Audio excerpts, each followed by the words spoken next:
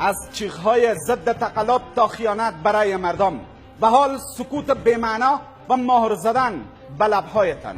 از کمیسیون مستقل انتخابات گرفته تا ارگ و ریاست اجرایه همه میان خود خوب جور هستند و تنها حرف میزنند که گویا یک تیم انتخاباتی در زمانش خیانت کرد و دیگر در برابر خیانت ایستاده شد.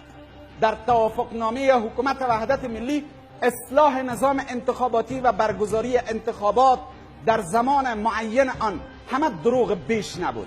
امروز تقویم انتخابات سال آینده توسط کمیسیون مستقل انتخابات اعلام گردید، اما ریاست اجرایه گفت اعلان هر گونه تقویم از سوی کمیسیون مستقل انتخابات فاقد اعتبار است. آقای عبدالله، چیغهای شما و حامیانتان را همه به یاد دارند که گویا تقلب شده. مردم خوب به یاد دارند که گفتید معامله نمی کنید، اما معامله کردید و حکومت را دو سره ساختید. گفته بودید که در 28 اسد شناسنامه های برقی توزیع می شود. کجا شد؟ نقش شما در حکومت وحدت ملی چه است و باید برای مردم نقش خود را ثابت کنید. آیا هنوز جرأت این را دارید که برای مردم بگویید که رئیس جمهور بر اساس توافق سیاسی بوده است، نه بر اساس آرای مردم؟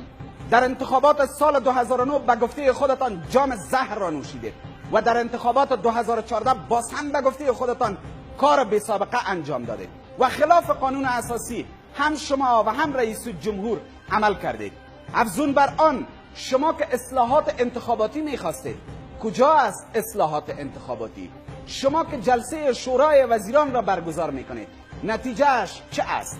لطفاً به اقربه ساعت $6000 خود نگاه کنید که زمان را چگونه از دست میدهید و در آینه سیاست افغانستان جایگاه خود را پیدا کنید.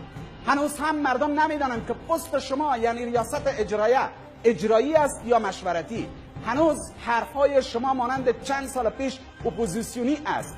هر کی درد خود را به شما میگوید، شما به کی شکوه میکنید؟ مردم هم میگویند که آقای عبدالله یا وعده های خودتان را عملی کنید و یا در ریاست اجرایه را قفل کنید و مانند انگشت ششم در این نظام نباشید. به هر حال از حامیان انتخاباتی خود خوب استفاده کردید و شاید برای آخرین بار.